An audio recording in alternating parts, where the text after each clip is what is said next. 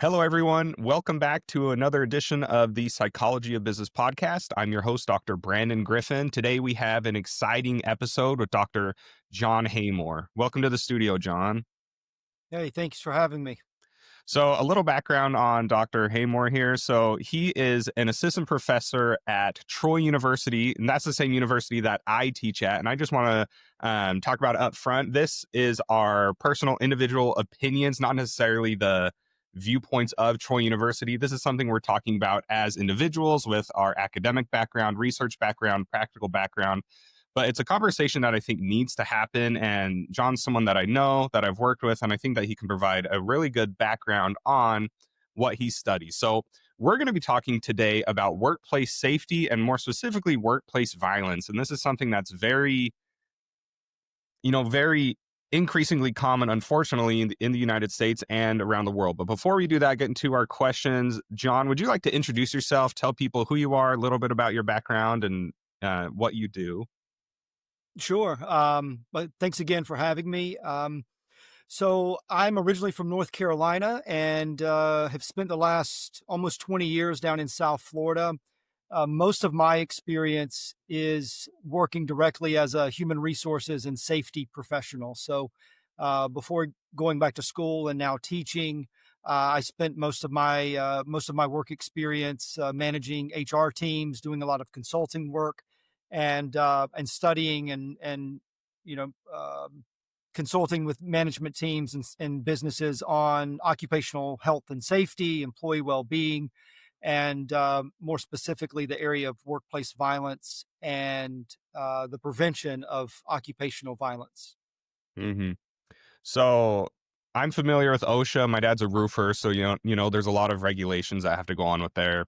But what got you interested in the first place with HR and workplace safety? Was it something that you're interested in right out of your undergrad, right out of school, or is it something that progressed that you kind of fell into? No, I think it kind of found me. I finished college and went out on the job market, like a lot of new graduates do, and ended up getting a job as a corporate recruiter. And so I started my HR career about 20 years ago. It was in 2005, and I was responsible for recruiting mainly engineers that worked in aerospace, defense, IT, energy, those types of industries, and then just kind of progress from there, really finding an interest in human resources, um, and really got serious about kind of HR, becoming more of a generalist, not necessarily a recruiter or staffing, around 2009. And so that was after, you know, we went through a major recession, and there was a lot of issues there in terms of employment, and a lot of companies were laying people off. So I kind of pivoted, went back to school, and ended up pursuing wanting to be an HR director and safety director.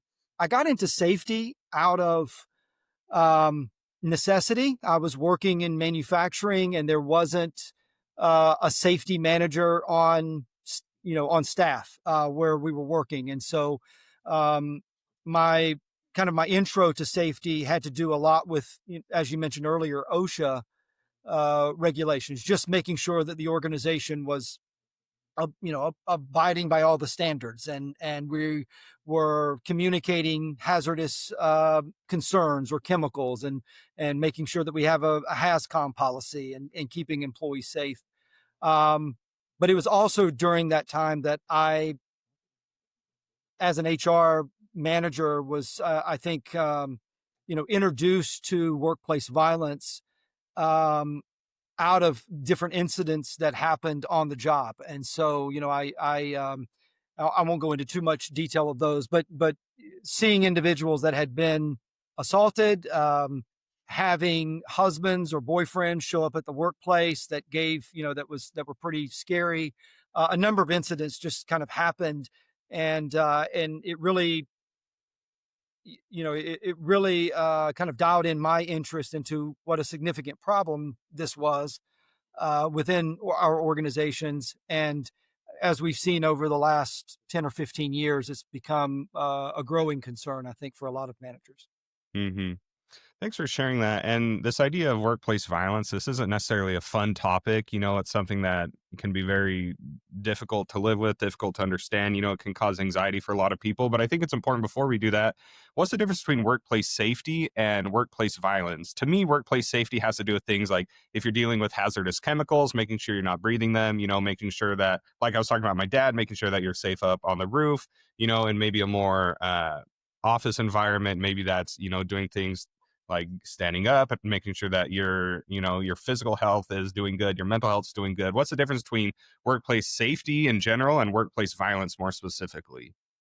Yeah, I think you nailed it. Workplace safety, occupational safety, health and safety really has to do with the well being and the safety of all employees as it applies to their job duties and the position that they're in, right? So you have individuals that are working with certain chemicals or working in a manufacturing facility. You want to make sure that they're wearing the proper PPE and that there's not things that are they're going to trip over or chemicals they're going to inhale. And those are general industry types of safety regulations and policies that every organization should have in place. And they may differ. They may differ between construction. You mentioned earlier that your dad's in construction, and so they're going to have some different standards than say manufacturing, and healthcare might be a little different than the other two. So um, safety in and of itself is just keeping employees safe and free from harm, and making sure that we provide them with the right training, the right guidance, the right PPE to do their jobs in a healthy and safe way. Occupational violence or workplace violence is really, is specifically talking about the threat of violence, whether that be physical or psychological, to an individual while they're at work. And um, only until recently have we seen a few states adopt some laws, California being one, where they're really aggressively, uh, putting some standards out there for organizations within their state, saying you've got to have some type of prevention plan to keep people safe from any type of act of violence. And so it's different than what we typically think of when we think of employee safety, but and it's really talking about the threat of violence or the act of violence happening while in a work setting, and that's pretty broad because that could be a mall, that could be a healthcare facility, that could be a campus, that could be any type of organization.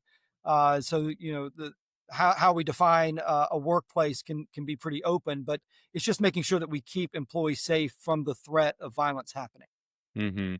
And when I hear the phrase workplace violence, a lot of, what first comes to my mind are some of these bigger events having to do with, shootings or, really intense situations that happen at workplace. Is it only those big things? I noticed you said psychological.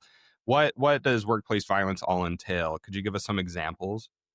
Yeah, that's a good question. So most of the time when we talk about workplace violence, most people have an idea of an active shooter situation, and we definitely see a lot of that in our media and our news. They get a lot of media attention when they happen, and unfortunately, that seems to be quite often. But that's not the only form of violence. That's the most extreme form, and in actuality, that there's a very small chance of that happening within your organization. Workplace violence also encompasses things like intimate partner violence. So this is domestic violence that starts in the home and then spills over into the workplace. It includes bullying. So bullying, whether that be face to face or but also cyberbullying, things that are happening on social media, on other types of platforms. That could be veiled or direct threats. I'm going to hurt you after work, or if you don't give me what I want, then something bad might happen.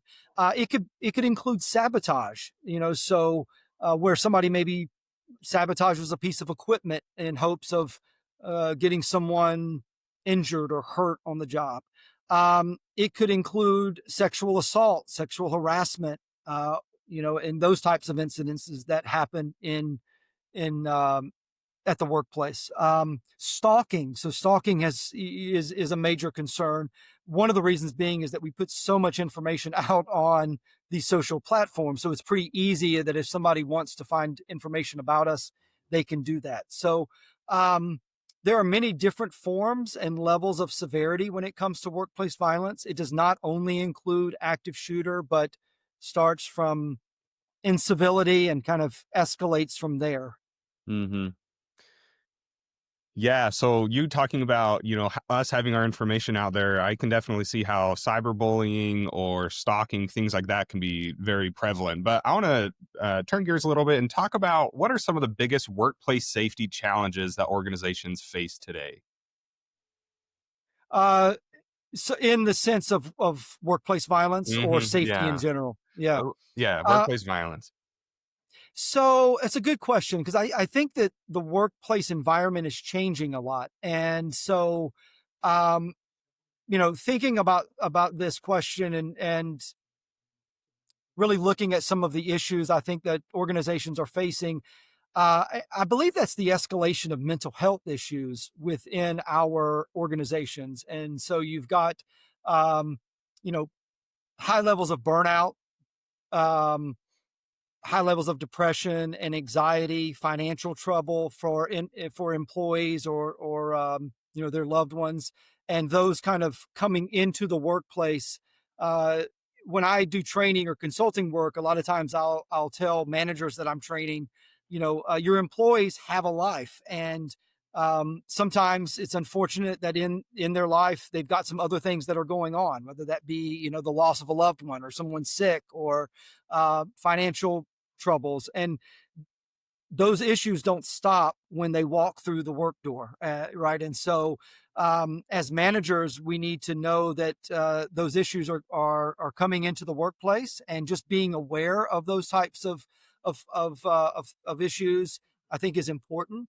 Um, I've brought it up a couple of times, and it's only because we see it happen a lot in the workplace. But domestic or intimate partner issues that might happen at home and then escalate or come into the workplace is also a big challenge for organizations, because it's not so much just about, well, do we have security to prevent non-workers from getting in, but how does this impact our workforce, and do we have policies and procedures, and kind of what's within our scope as an organization to manage some of these issues or threats.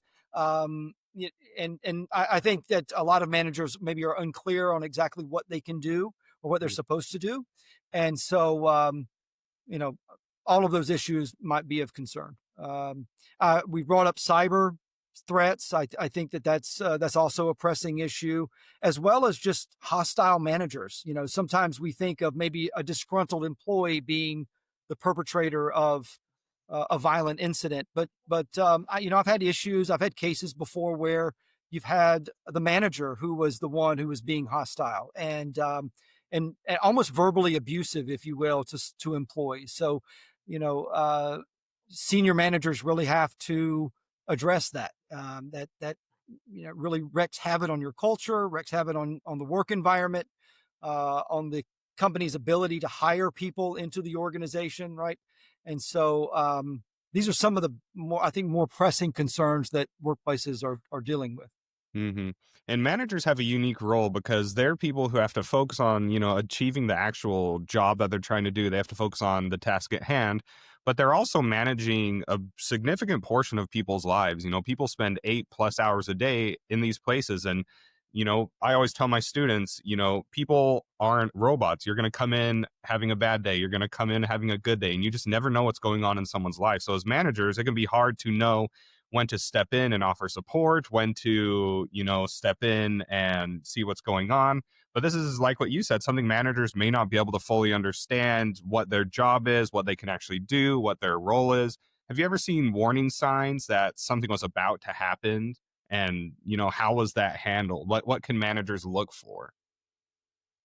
Yeah, it's a good question. And just kind of touching back on the point that you were making, I think that's why it's so important for managers to create an environment where people are welcome, and where your voice can be heard. And it doesn't necessarily mean that we're always going to agree or that your idea will be used, but as a manager and as a leader, listening to your employees, right? And creating this environment where, hey, we value your opinion. We want you to voice that and to give us your thoughts. Sometimes that's appropriate. Sometimes it may not be. But creating that culture is a big manager and leader responsibility. And so, um, I think it really starts there when you talk about how do we combat workplace violence. Not all instances can be, solved by just creating a positive environment, but that surely helps. People enjoy coming to work and working with people that they enjoy being around.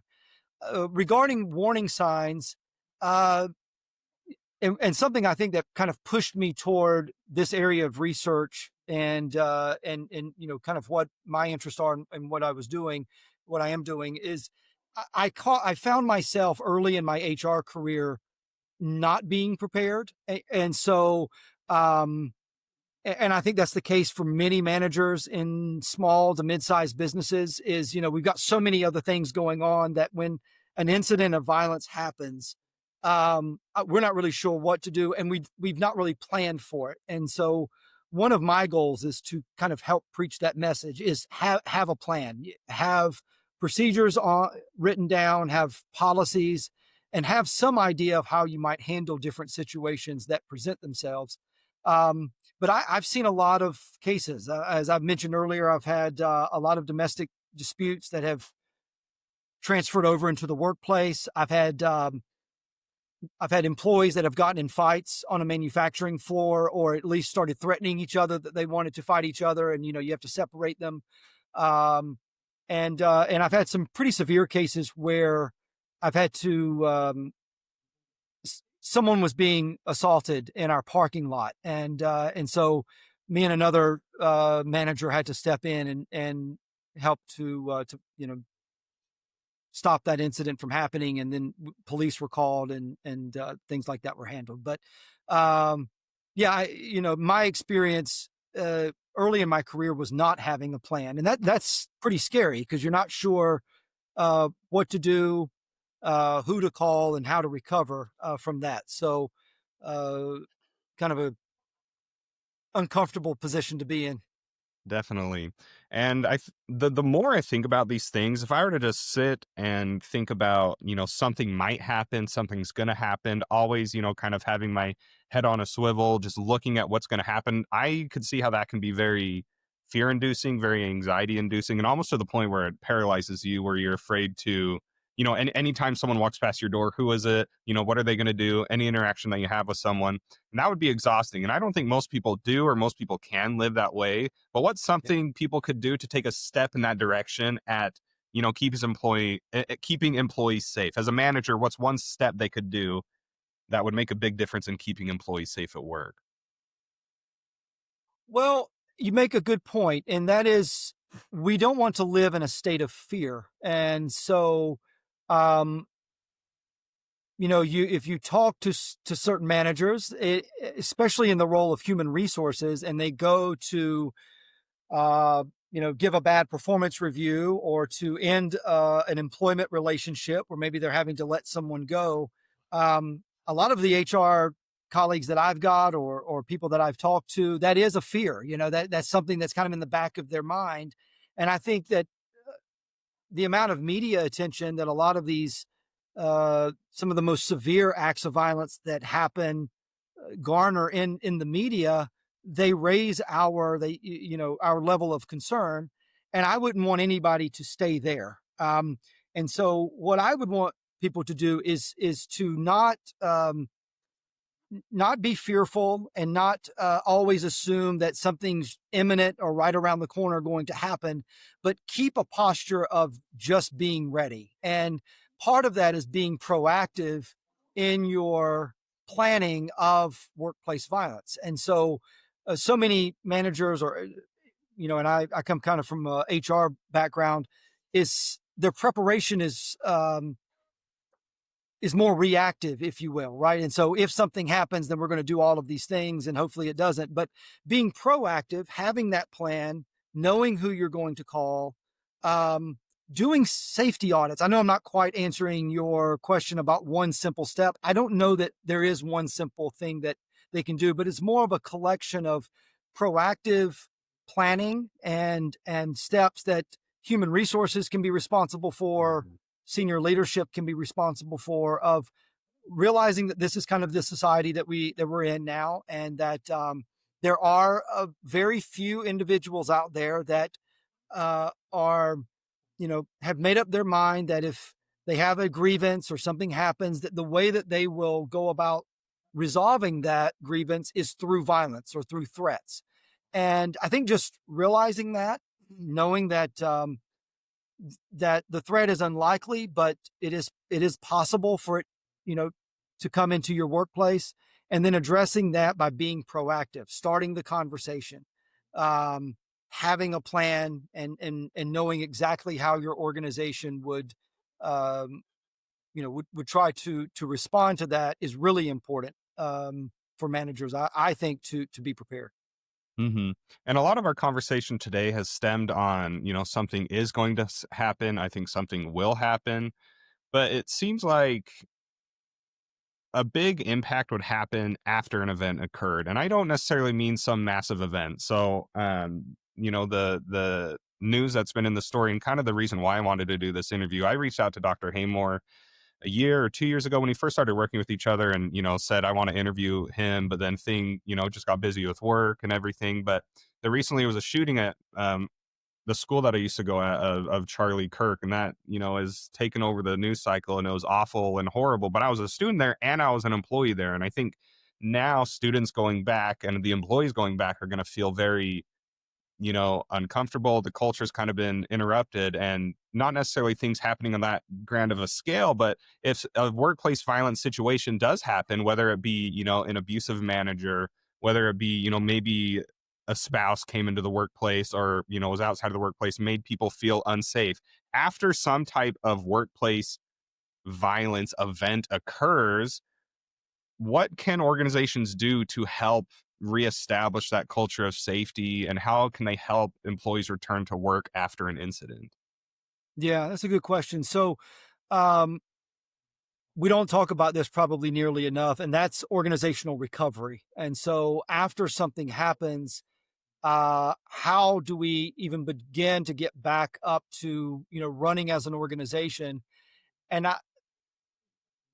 in my opinion, we've got to remember that our employees are human, and the way that we cope with a traumatic event like that, it varies. Now what you're describing is incredibly traumatic. So anybody who witnessed that is going to be going through, a whole number of different responses, and trying to process, how that happened and why it happened, and and so number one, realize that your employees are human beings. They have families. They have feelings. Uh, it may have impacted you one way, but may have impacted your employees in a completely different way. And so, you know, showing that compassion and realizing that recovery and coping take time.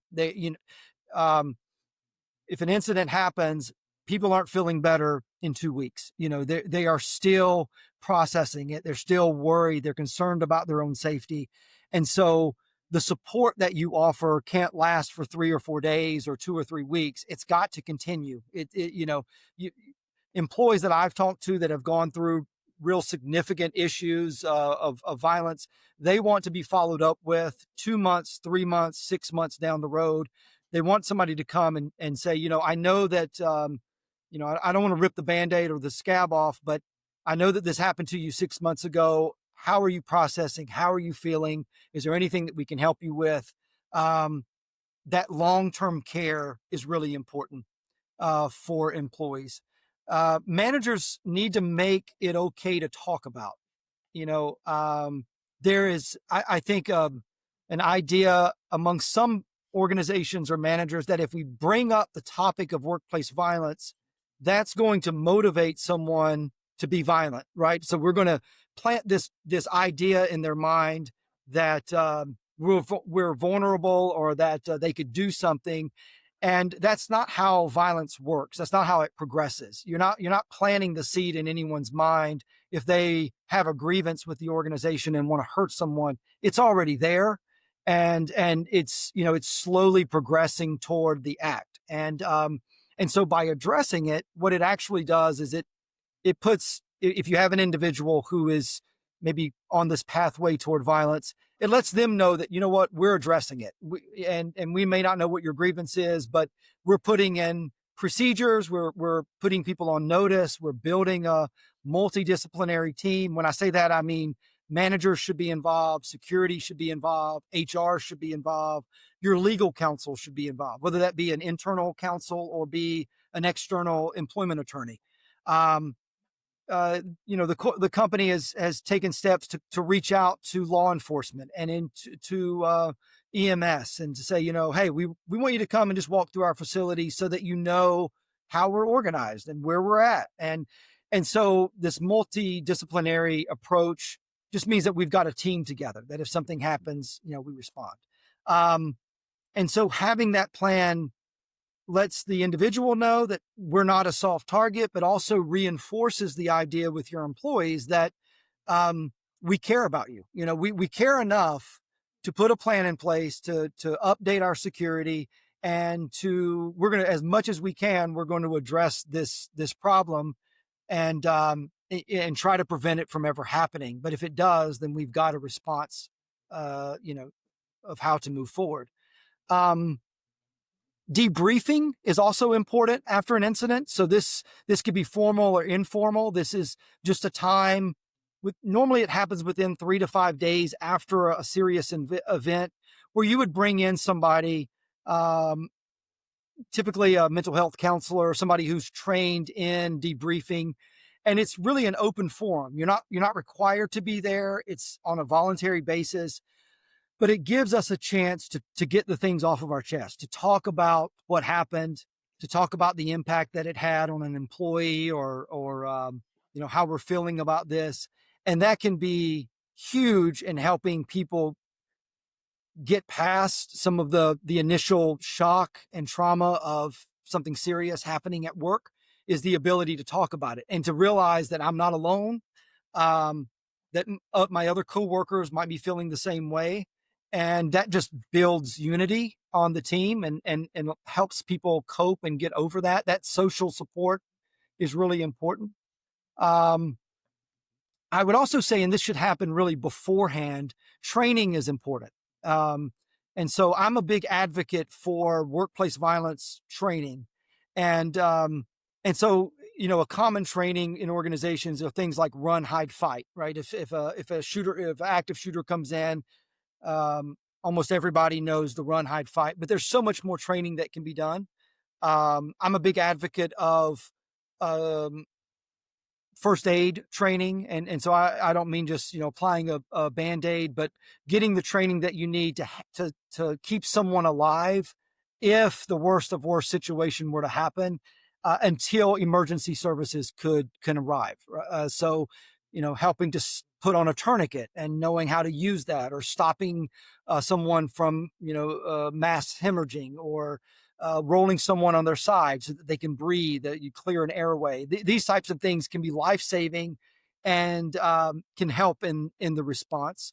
And also how to identify the warning behaviors. And that may be for a different conversation, but no one ever escalates to the type of violence that we're talking about, the most extreme forms, just because they want to. There's always this gradual progression toward having a grievance and then slowly kind of working their way through this path of finally acting out in some type of violent manner. So, not that you're training your employees on how, on diagnosing anyone, but just piecing all of the little things together, that this response isn't quite right. And things that the person have said or posted online, or, this fascination with grievances and other things that happen, maybe other mass casualty or mass shooting events that have happened in the recent past. These are all warning signs that let you know that somebody could be on this pathway toward causing harm within your organization. So training your employees to identify those and then how to report them is really critical.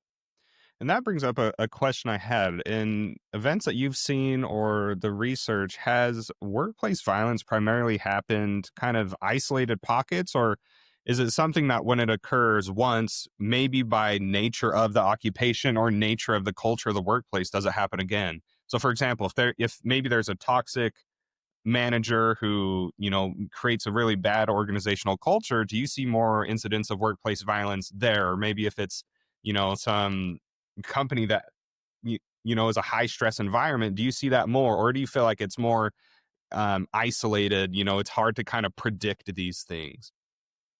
Well, having a hostile work environment, by leadership or management, I think can contribute to individuals feeling burned out and if they feel mistreated. So a lot of acts of violence in the organization may be an act of retaliation because I'm feeling mistreated or I didn't get the job offer, or the promotion that I wanted. And so I'm going to act out. And that may contribute to it, but I don't know that you see necessarily higher levels of violence that are repeated within that same organization. What concerns me about incidents that happen, like we saw recently in Utah, or you may see in universities or different types of organizations, are copycat type of scenarios where you have an individual in one state that perpetrates a violent act, and then individuals that have been kind of on the borderline of acting or not, they may see motivation in that, and so this may push them, might be the motivation they need to go out and now carry out their act, not toward the same organization, but toward someone different that they also, see as a victim, and who they want to perpetrate this violent act toward. So that's what I'm concerned about is when we see these in the media and then there's such high profile cases, is this going to result in other individuals now going out and trying to copy the same type of act?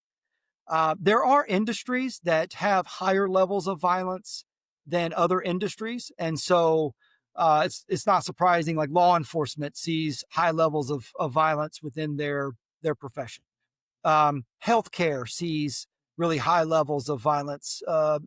Not unusual though. You're working with individuals that may be very sick or family members that are going through a traumatic loss, and so ER departments, physicians, nurses, they experience high rates of violence, and so the discussion on how we we minimize those versus say just a manufacturing facility or an engineering company are a bit different because they're different dynamics. But yeah, I'm not sure I fully answered your question, but Hmm.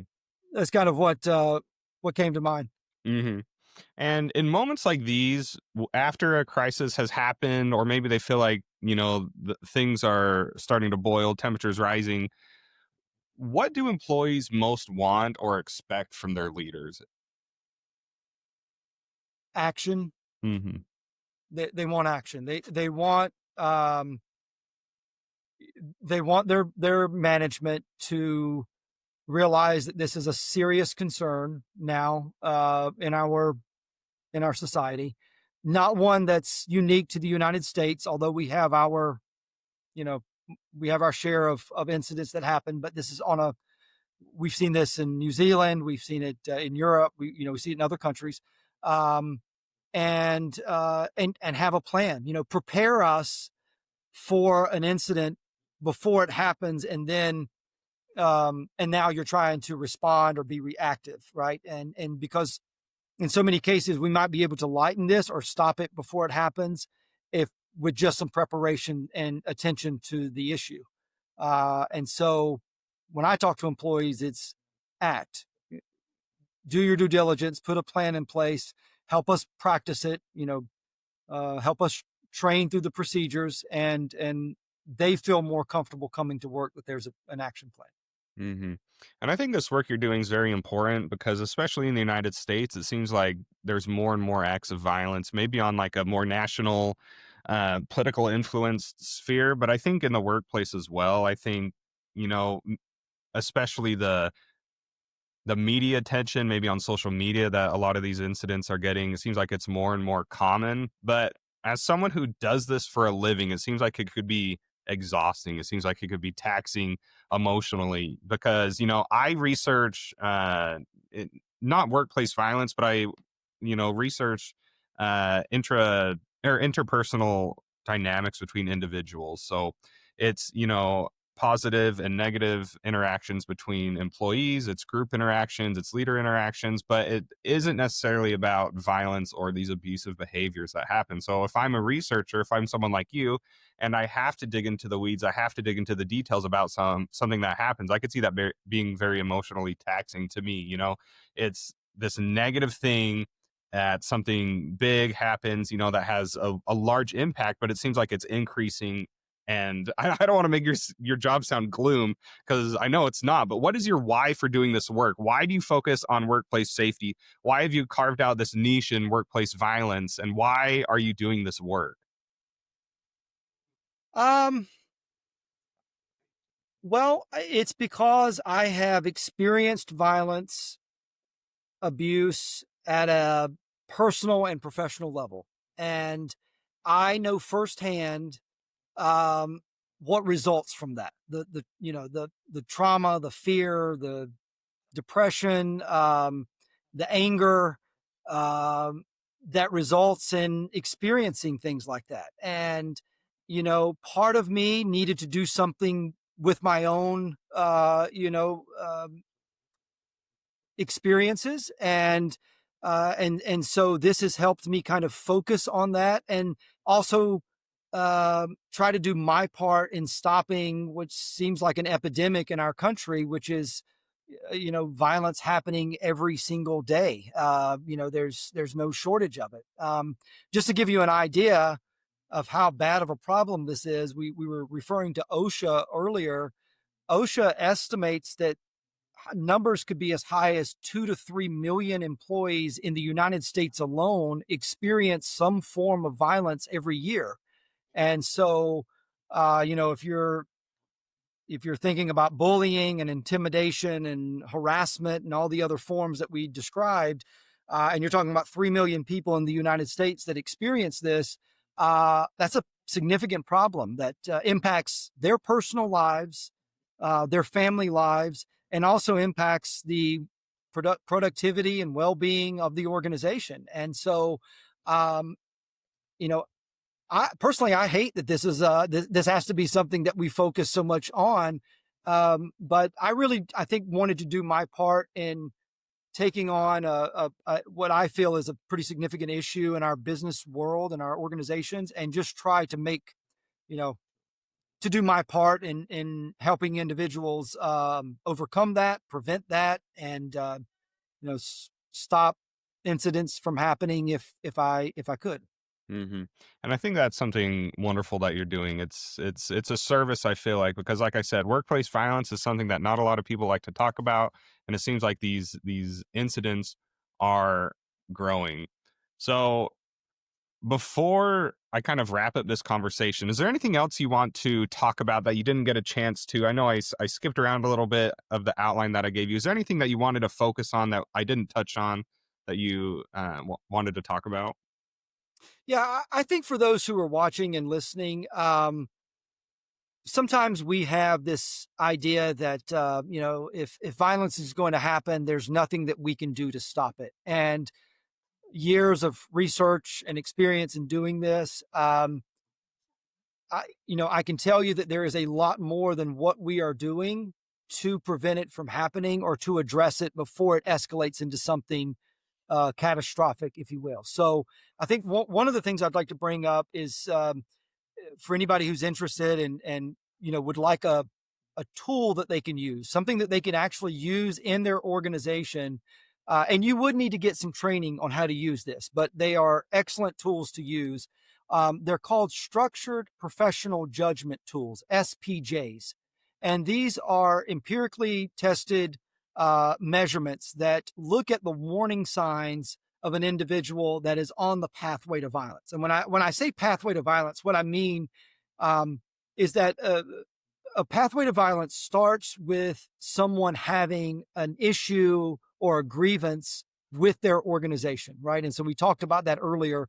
They feel justified in their actions, and so um, and whether that might be a cause because of mental illness, or whether they just might be um, they lack empathy and are okay with harming someone. It kind of starts with this issue that the individual has, and then they progress to the idea that violence is the way that we solve the issue. And then what you normally see within like workplace offenders is that they'll research and they'll plan whatever their attack is going to be. And so there's always those signs that you might be able to pick up on: postings, social media postings, the purchase of a weapon, reconnaissance of the organization, driving by the facility, or how do I get in, how do I carry this out. But so I think that managers, human resource professionals, be aware that there are tools out there called SPJs, and that most of our most severe cases start with this pathway, and there are steps along the way that you might be able to intervene to help stop an incident before it happens, and then put a plan together. Just that means so much to your employees that you're thinking about this, and that you're willing to address it before something happens. So if a manager wants to have these mitigation measures in place, have a plan in place, those SPJs could be a good way to start that. But how else? Is it a person they need to hire? Is there a course they need to take? Do they need to hire someone like you to come in and do a training? What are the actual, learning tools that they can use, or someone they need to hire to do this? Yeah, well, and that really probably just depends on what makes the most sense for the organization. A lot of large companies now, um, your very large publicly traded organizations, or just big privately owned companies, they actually have pretty robust safety and threat management teams that are already hired, and so that's maybe not common knowledge, but I know local companies here in Alabama that have threat management teams already put together that are monitoring the actions of concerning employees or significant others that are in their lives. But for smaller organizations, yeah, consultants are great to reach out to. There are security firms out there that do this full time that actually can help you monitor some of these uh, concerns outside of the four walls of your organization, right? So you could say, hey, I've got this individual I'm a little concerned about, or they're causing some issues. And so a third party like that can keep it out of the HR department, if you will, and kind of help manage that. But also, it really bringing your team together, and so yes, I would definitely get training on SPJs. Uh, I would definitely bring in trainers who can help you with providing first aid and doing those types of things. As much time as organizations commit to cybersecurity or avoiding a potential, somebody clicking on a link in their email and infecting the entire, their entire IT system, I feel that organizations should commit time protecting their employees from physical violence. And so applying the same tools or similar tools, um, and preparing their workforce is important. But consultants, calling in law enforcement, calling your local law enforcement, sheriff's department, police department, saying, hey, can you come and do a security audit of our facility, and maybe have one of your officers talk to us about how to handle some of these cases. Um, Another important, I think, step that organizations can take is what type of community services are exist inside your town. So are there mental health counselors? Are there, um, domestic violence organizations that can offer assistance? That's been a situation where I've had to get contact information to provide to an employee because she just wasn't sure where to turn or how to get out of certain situations. So organizations can help provide some of that information. You can't force an employee to necessarily take action, but by providing the resources, it may encourage them to get out of a bad situation. So I think small steps like that can really go a long way. I appreciate that. And I know you said you've done some consulting, some training. If people want to work with you specifically, how can they learn more about your work and how do they get in contact with you more specifically? Yeah. Well, thanks for asking that. My website is drjohnhaymore.com. So dr and then my name.com. And I can share my email address with you, and you can share that out if they would like. But yes, I've worked with dozens of companies putting together safety plans, doing a lot of corporate training in this area, doing security audits, that type of thing. Um, but I am a big believer in having a multidisciplinary team because there's I've yet to meet anybody who is an expert at everything that we're talking about here. Because and by having multiple people on your team, it reduces the chances that something concerning may fall through the gap, right? And so you I'm open to have those conversations and really enjoy the training part of it, and helping companies set up their prevention plan. But I would also encourage them to have a team. It has to have leadership support. Um, Almost like any initiative that we have in an organization, we can talk about it and it can be on the best intentions, but if the senior most leaders don't see the reasoning behind it, they don't see the importance of having it. It's probably not going to get the attention that it needs or the implementation that it needs to really execute the plan.